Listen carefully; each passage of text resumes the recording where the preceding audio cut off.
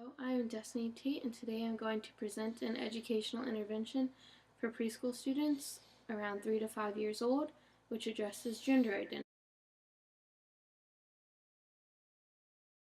For this activity, 3 poster boards, toy magazines either online or in print, scissors, either glue or tape, and a pink, blue, and black pen are needed. The teacher is to use the pink marker to label the top of one of the posters girls only, and the blue marker to mark one of the posters boys only. The black marker should be used to be titled the class, such as Miss Tate's class. The activity consists of 3 parts. The first part is the magazine activity. With this activity, students will cut out pictures from the toy magazine provided, and with the glue and tape, put them either on the girl side or the boy side.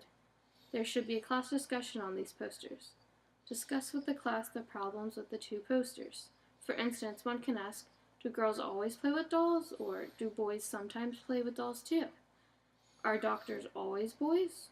Should there be girl doctor play sets too? The second portion of the activity consists of a show and tell presentation by the students. Each student will bring in a toy from home that does not follow the boy-girl rules of the posters. If a child does not have any toys at all that is recognized as the opposite sex, encourage them to bring in a photo of them doing an activity that is usually a boy or girl activity. Make sure you explain the assignment to parents beforehand so parents understand the behavior of their child and can possibly help them think of an activity if necessary. Students will then present their toy or activity to the class. The third portion of the activity is making the class poster. Students will draw their toy or activity on a piece of paper, cut it out, and then tape or glue it onto the class poster. Wind up the activity by explaining to the class that there's no such thing as just girls or just boys activities, and that every person can do any activity that they enjoy doing. This activity promotes physical development with the use of scissors, crayons, and glue or tape. These are all instances of fine motor skills, the coordination of small muscle movements. This activity promotes cognitive development by asking students to use their scripts when labeling activities as boy or girl activities, and by distinguishing appearance from reality by having students realize that there is actually no such thing as boy or girl activities.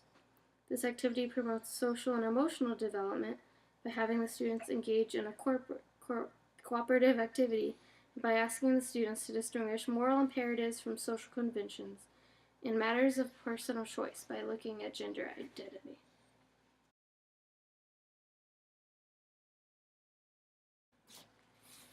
So this is an instance of what the girls' poster should look like. It has girls doing certain girl activities like playing with doll houses and hula hooping.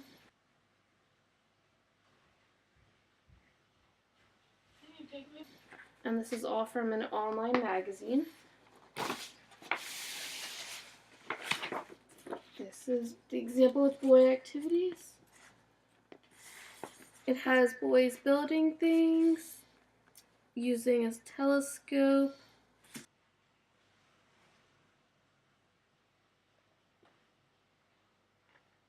and this one would be an instance of the class poster. Even though these are taken from the online magazine, they show examples of kids doing things that are not typically with their gender, such as girls playing with car toys and boys playing with doing laundry.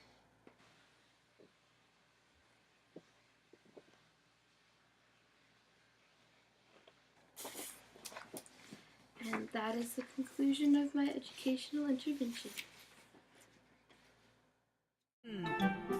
Everyone is equal, everyone's the same. Treat everybody equally is what we all should say. It doesn't matter, boy or girl, Or monster from the sea. we're all created equal, so treat people